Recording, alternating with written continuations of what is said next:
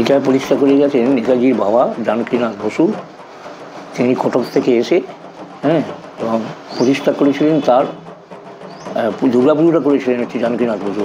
আর এটা হচ্ছে ওনার স্ত্রী মানে নেতাজির মা প্রভাবতী দেবী, তিনিই হচ্ছে এই মন্দিরটা, বিষ্ণু মন্দিরটা কোদালিয়া গ্রামে এই বিষ্ণু মন্দিরটা তিনি প্রতিষ্ঠা করেন। এরা প্রত্যেক দিন নিত্য পুজো চলে। নারায়ণ শিলা আছে, সেই নারায়ণ শিলায় পুজো হয়। আর এছাড়া এখানে দুর্গা পুজো তো হয়, লক্ষ্মী পুজো হয়। দুর্গা পুজো বিজয়ানন্দ কেশব পুরনোক্ত বিধিনায় মিলে পুজোটা হয়। এদের বলি হচ্ছে নবমীর দিন বলি হয়, মানে কুমড়ো বলি, আখ বলি আর শশা বলি। ঘট হচ্ছে মানে প্রতিপদ থেকে এদের গল্প আরম্ভ হয়, প্রতিপদে ঘট বসে, তারপরে চললো সে পুজোটা আস্তে আস্তে অষ্টমী দশমী অবধি চলবে।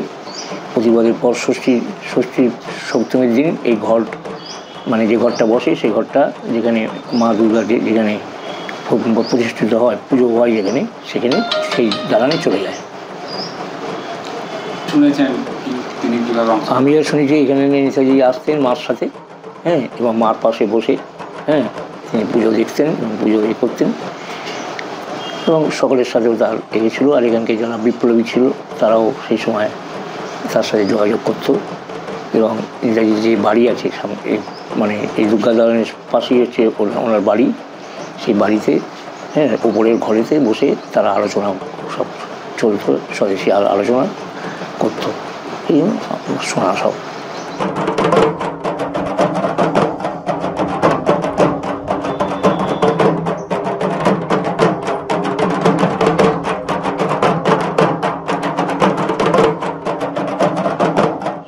ওনার বাড়ির মূর্তি করছি তো অনেক বছর আগে আমার বাবা করতেন, এখন বাবার পরে আমি করে যাচ্ছি।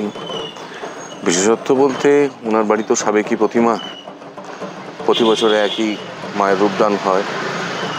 বিশেষ করে ওনার বাড়ির প্রতিমা করার একটা অন্যরকম আনন্দ আছে।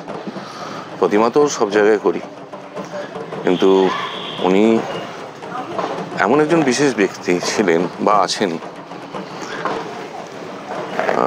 বলতে গেলে একটা অদ্ভুত আনন্দ মনের মধ্যে জাগে, কারণ ওনার বাড়ির ঠাকুর করছি। এটা মানে ঠিক অনুভূতি দিয়ে বোঝানো যাবে না।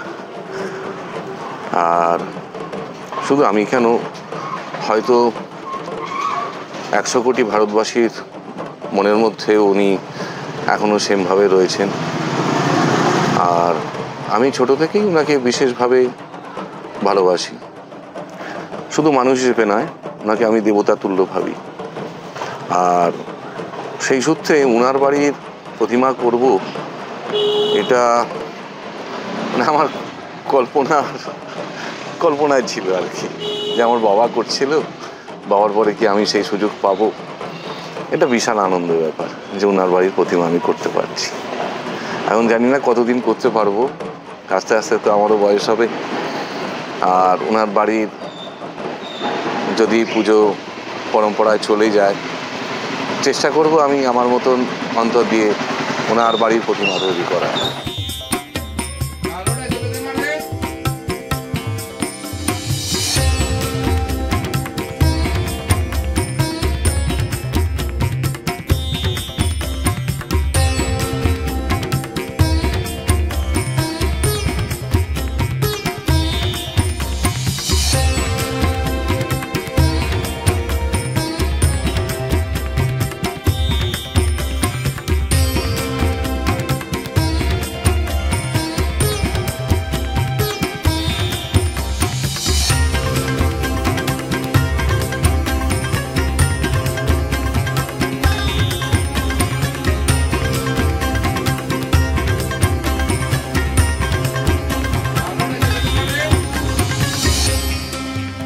আমাদের ভিডিও ভালো লাগলে লাইক এবং শেয়ার করুন।